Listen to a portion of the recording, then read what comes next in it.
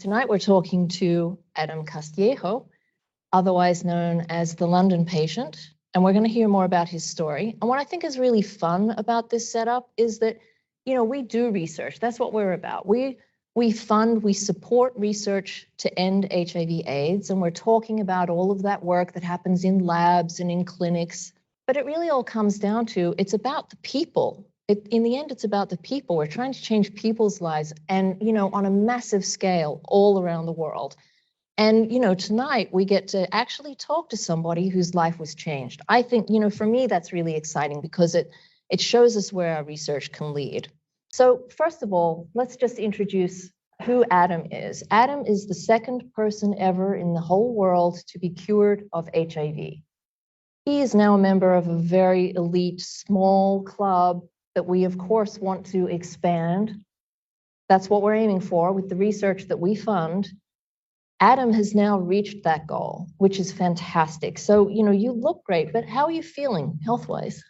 I feel good. I'm saying, you know, I had to tell people, first of all, I'm a transplantee, and that's get all the challenges, but I'm good. I'm keeping positive and looking out for life. I think being in that, as you said, introduction, being in that unique club, and I think I want more people to be part of the club, but I know it's difficult, and I always say my cure is not the way for everyone, because that is, I will not recommend to anybody go to transplant, because first of all, we are cancer survivors. Yeah, I mean, I'm good. I'm really good. Good. Yeah. Well, I mean, you actually touched on a lot of the topics that I'm hoping we can unpack here, kind of like in a stepwise progression.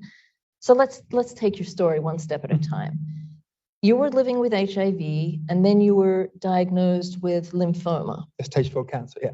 And so tell us about that time. When was that? How was that? So in 2003, I was diagnosed with HIV in London. You know, my life completely changed at that moment. I think I had a wonderful partner at the time who embraced me and they say, Adam, doesn't matter if you're HIV, you're still Adam. So I had that great opening in my life. Not everybody had that. And then, but when I have cancer, HIV, I talk to myself and say, Adam, don't let HIV define you. Live the best life you can. So even though when I was diagnosed, I've been told I was going to live 10 years maximum, because at that time in the notice, that was the outlook from people with HIV. You will live 10 years maximum, and if you're lucky, happy, 20. But that's not possible, Alan. You go 10 years now, you will die maximum 10 years now, go and live your life. Wow, you told me I'm going to die, but go and enjoy it. So it was very challenging. And then when I have cancer in 2012 diagnosed, another death sentence for me, because for me it's 2 death sentences in my life. But I was able to tell people about I have cancer. So people embrace me, people support me. When I have HIV, I could not say to nobody. So it was like I say to people, HIV, hate, cancer, love. And we need to stop that, because they both are human diseases. And we need to stop that. So that for me, but that's a journey for that one. That's actually an interesting dichotomy there, that you have one condition that makes people suspicious and stigmatizing and what have you, and another condition that makes people want to support you. Yeah. That's an interesting position to find yourself in. I hadn't really thought about that before. But the doctors decided that they wanted to treat your cancer. Mm-hmm. And you told me actually in a conversation we had before that initially they thought that maybe they would not be able to treat you. Yeah. So for 2 things.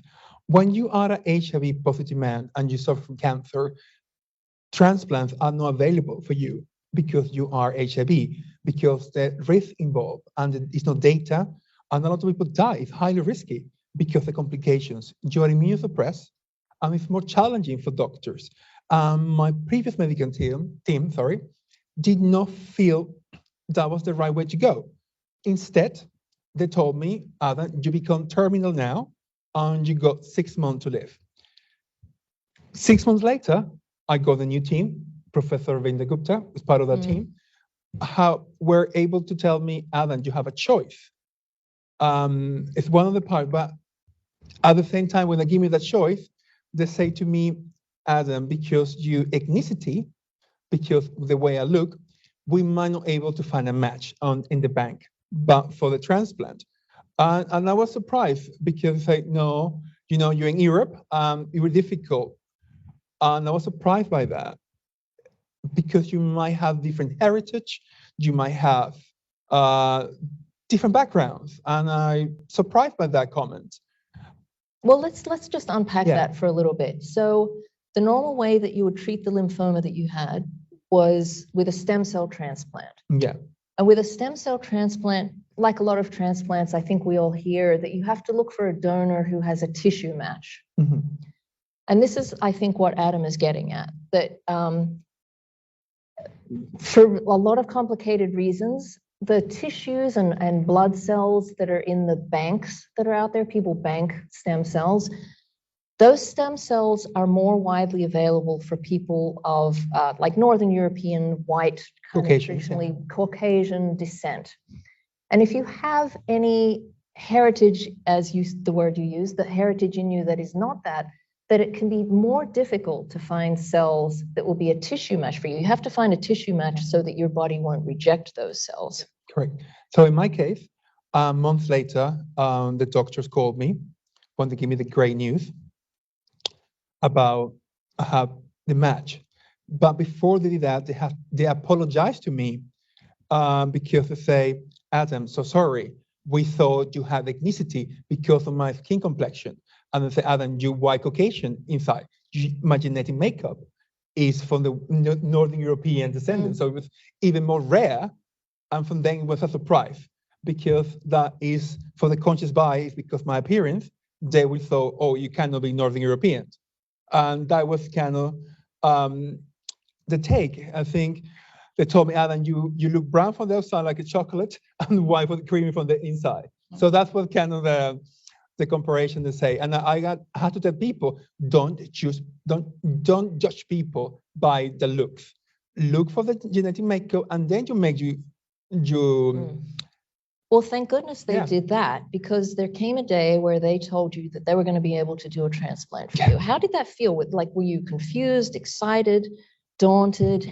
How much did they tell you about what this was going to involve? Yeah, that conversation happened just after that, kind of saying the apology for that. I think that they make the record straight. And that's a lesson to learn. When they did that, they said, Adam, when we found the match, I felt like, I was, as I say, I was in a double-decker bus going to a doctor's appointment, another doctor, and he told me, and I could see that he was talking, blah, and I just lost myself there for like a few minutes. And I say, wow, we're going to cure your cancer and my HIV. And I was just kind of listen to what he was saying. And I say, okay, bye. He hung up the call. I smiled. That's the first thing I did. Wow, I won the lottery. For me, it was like, oh my God, that sensational thrill. Because 6 months earlier, I was sent to a hospice. So to send to a hospice to be cured of cancer and HIV, that was kind of overwhelming, excitement. At the same time, I felt the responsibility to science at that moment. I think everybody asked me when the London page would start, to start on that phone call. I think that the moment I felt the responsibility to help our community. On that moment, nobody told me to do any of that, but I felt compelled to help. You're saying even before you got the transplant, when they told you that the unit, the stem cell unit was available, they told you there's a potential here that maybe we're going to be able to cure your cancer and your HIV. It's always been a controlled measure of expectations. It's never been just wonderful, everything. No, control expectation is really important because people thinking cure, people always, as everybody knows, some people don't know, cure is a very emotional word to say it. And some doctors don't like to say cure so easily because the emotion attached. So, but it's been a journey. Yeah, well, speaking of which, that was a great day for sure. Yeah. But I know, there are ups and downs of course in the journey of a person who receives a transplant. Yeah. So After you got the transplant, what was the hardest part? The hardest part, I think, is because I had to learn almost to walk again. I had to learn to walk. I have to learn to control my fatigue. I could not hold my fork and knife together. It would just fall into the plate. Fatigue. Yeah, I had to relive my life. You kind of rebuild from step by step. So kind of like, as a kid. So you're reborn. I think when people don't know, when you have a transplant, the nurses will give you that day a card. You say, it's day 0 of your life. Your new life starts today. So when you receive that, you start crying because the hope they give you at that moment. And I think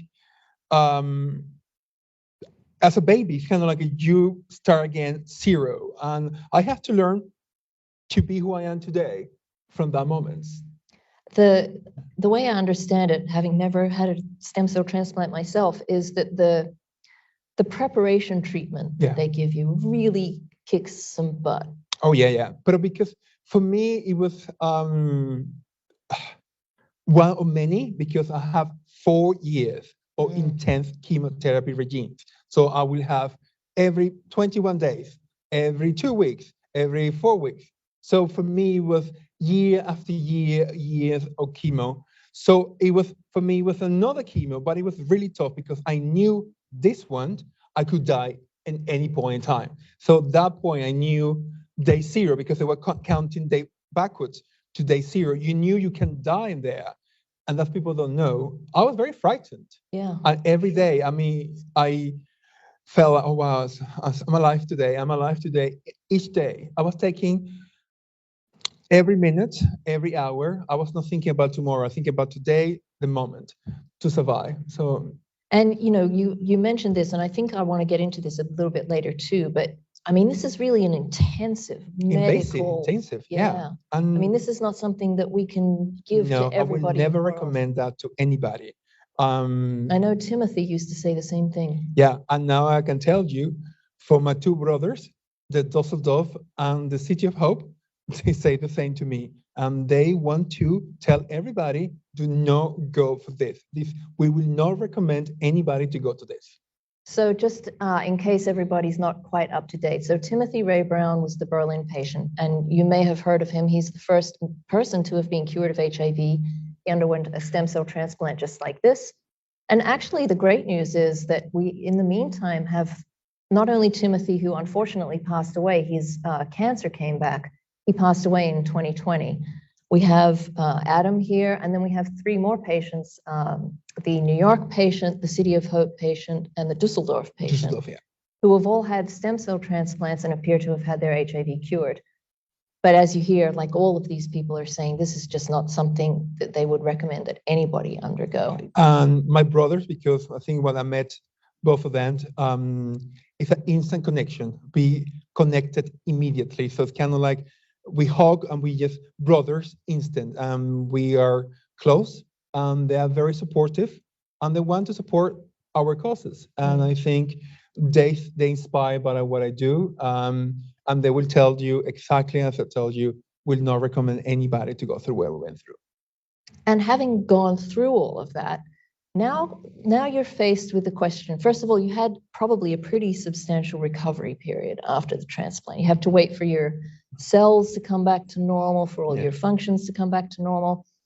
But then, I want, like everybody in the audience, to just think about this for a minute. Imagine you're his doctors, his team, and you're trying to decide, has he been cured of HIV? How do you know that? How do you work out that there's 0 of something left in somebody's body? It's really actually philosophically and just kind of physically an incredibly difficult thing to do. Take lots of blood samples, potentially. You would take tissue samples. You can look in all of these samples, and even if you don't find HIV in there, it doesn't mean that the HIV isn't somewhere else, that you didn't look. And actually, because of this is such a difficulty, amfAR actually in 2012, I think it was, put together an international team. I'm not sure if you know all of this story. No, maybe some of it, not all of it. amfAR put together an international team in Europe. Now, we knew that it was always more likely that these stem cell transplants would work in Europe for a lot of complicated reasons. Not only because the donors are there with the Northern European heritage, we didn't talk about the genetic mutation that was always also present in the transplant that Adam received, but also because they don't have the limitations that we have here in the United States with health insurance. Over in Europe, they can look through as many donors as they need to find one that's going to be just fantastic for the particular patient. In the United States, health plans will only let you look and find 2 matches. And if neither of those matches have the genetic mutation that you really hope that they do have, that's it. Nobody's going to pay for you to look for more. This is why we set up this research team in Europe. And we specifically tasked them with looking at people who receive stem cell transplants. How are we going to know after they got their stem cell transplant they were cured? And they had spent several years putting together just this amazing cross-European team, 150 scientists, something like this, all working on different methods. And Dr. Gupta, who was your research lead guy, actually came and talked to us in 2018, before your case went public. But he came to our group and asked for advice on what do we need to do to make sure that this guy is cured. I have a picture of him presenting your case. We didn't know who you were, of course. And I don't know, I'm curious, how much of all this research stuff did they share with you while it was happening? No, we have, I've been very proactive. I think we evolved from patient and doctor to more in a partnership, because I had to invest time. I need to learn what need to be done. And I think that part, they told me kind of what we need to do. We need to do certain tests, not only in here and there in the UK. It has to be done in multiple labs around the world. So I'm gonna say, okay, we have to do that to prove it. Let's do it. So can always that proactivity. If we need to verify my cure, let's do it. Let's do it, but in a safe way. Yeah, and that means that you actually, this is another thing that I think we need to talk more about, that people living with HIV are so incredibly generous with their bodies, all this tissue samples and blood samples that people, willingly donate to research projects so that we can answer these research questions. But anyway, that research was done, and your case was presented to the public at a conference in March of 2019, and it blew up. It went viral, so to speak, haha, pun intended. Yeah. The whole world was talking about your case, but nobody knew your name yet. You had not yet gone public. What was that like to see all that news that you knew was about you? Wow, it was overwhelming. I think I had really a positive one, but then I had the trolls. Everybody will have trolls.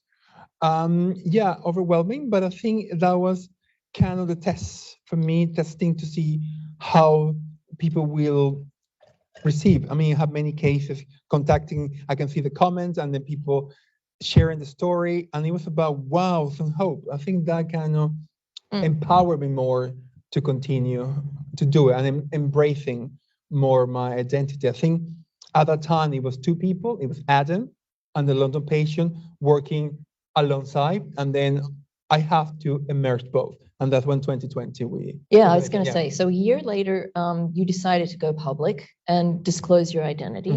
Why did you decide to do that? I think for me, it's beyond me not to, it would be egoistic to remain private. I think the horrors people have suffered in the last 40 years with HIV, and people who live in actually with HIV today, will be so egoistic of me just to keep it by myself. I could not do that. I think I would say my responsibility to science, to my community, it prevails for that. I mean, that is who I am.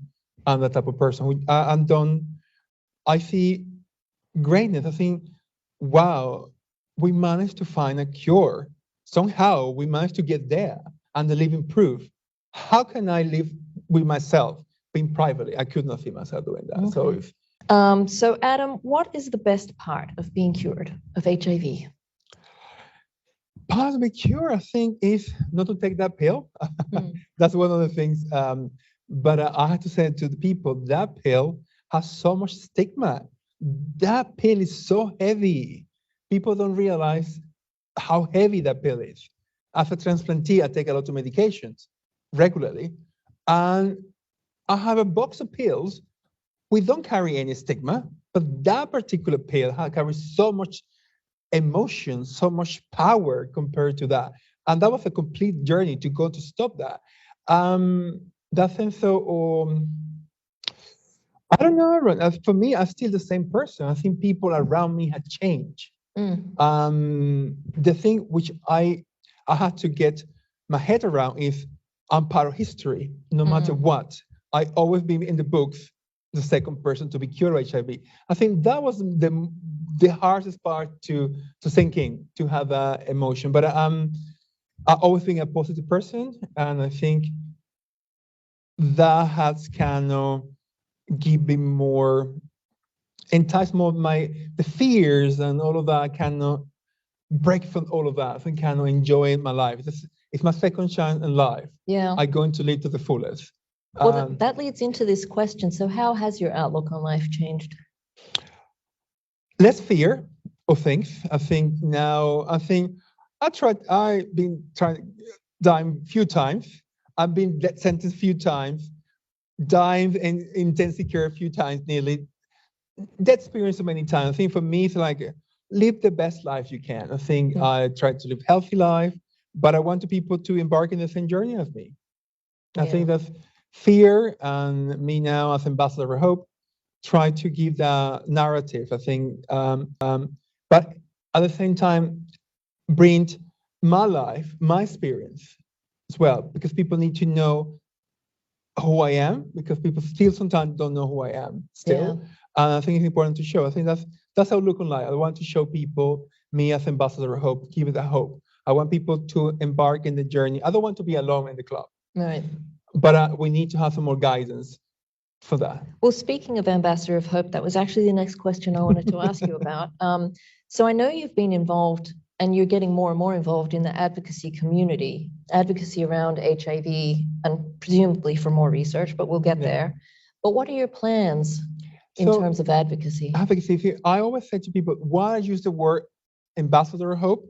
Because I want to talk about HIV, I want to support activists and advocates in HIV, but at the same time, I want to work in cancer because I'm a cancer survivor, and mental health, because it's three I suffer from. So that's one of the reasons I'm working as an ambassador of hope. And the HIV, I want to help. One of my end goals is to rewrite the narrative of HIV, because I want to take that stigma as a gay disease. It's a human disease. We need to stop that, and that's one of my end goals. Kind of educate people about what really HIV comes from. It didn't came in the 80s. It came way beyond that. I think that's one of my end goals, and I think I want people to support me, help me on that journey. So that's what I want to do as ambassador of hope. And enjoy more, learning more, because I think I'm learning faster. I have to learn a lot in a very quick, short period of time. But I think we need more communication between the researchers and the community to work together in community engagement and to work as one, because as I was saying earlier to someone, we are like two roads. The community work here and the researchers working here. They say hello to each other to the same destination. How about go in one car and talk to each other to go to the same destination? I think that's what I try to tell people. We need to get together. That's one of my angles too. That's one of to bring to the table, and I want to help that. Are you making inroads, getting to know more scientists? Yes. Learning more about the science. The science is complicated. Yeah, How are you and doing I have had the opportunity to go to labs here in the US and in Europe, and as a challenge to them. So you get 1 minute to tell me your work, but I'm pretending I'm a 10-year-old, and you're going to explain your work in 1 minute. But don't devalue your work. They go crazy, like, oh my God, how can I do this? So I take the challenge, and I think that is kind of to bring to the community the community engagement, because I want it to be exciting. And the response I have from some of the researchers in the labs, they're so exciting to see me, because they see the work, how can change people's life. Yeah. And they have changed my life. And I want to support, I want to energize, I want to they feel empowered by me and saying, your work means something. Right. And it will change people's life in the future. I think that power, you can give that energy to them is really important to keep continuing the work. And I say to all the researchers, please don't be afraid to show your failures, because your failures indicate your passion to find a cure. You fail in trial and you continue, you keep going.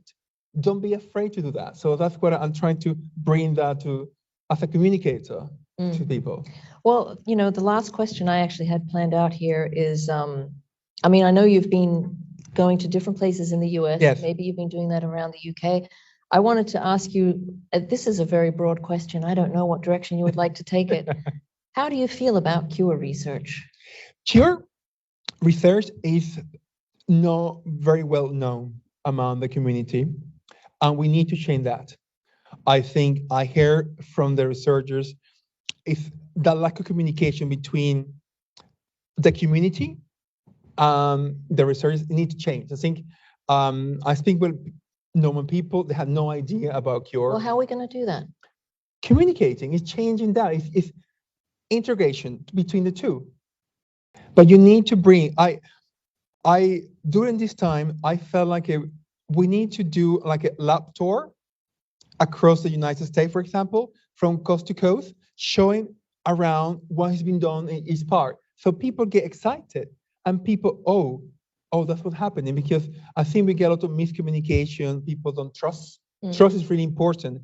And if we start changing that and embrace it with the community, to bring an activist on that journey with me, and an activist, an advocate, and somebody for the trans community, somebody from you're more inclusive on that journey together to kind of understand the cure, because most people doesn't know about the cure, and cure is very emotional.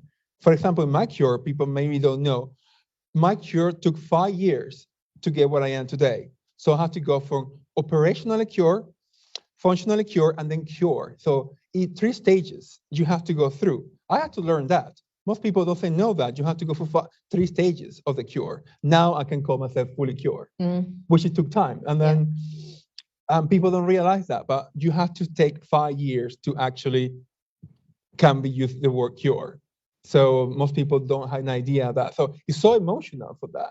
And I believe in the cure research world, I think we're going to find a cure, hopefully, and I'm very sure. I think the passion.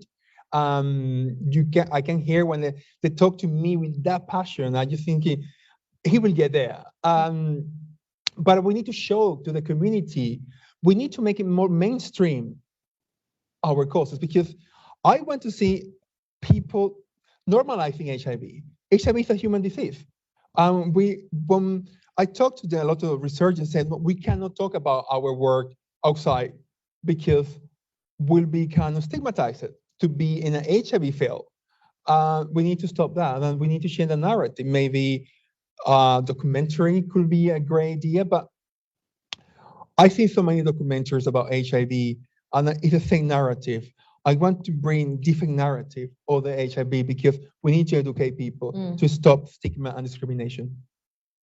And let's go research. Adam, thank you so much for spending time and talking to us. Yeah, Really appreciate it. Thank you.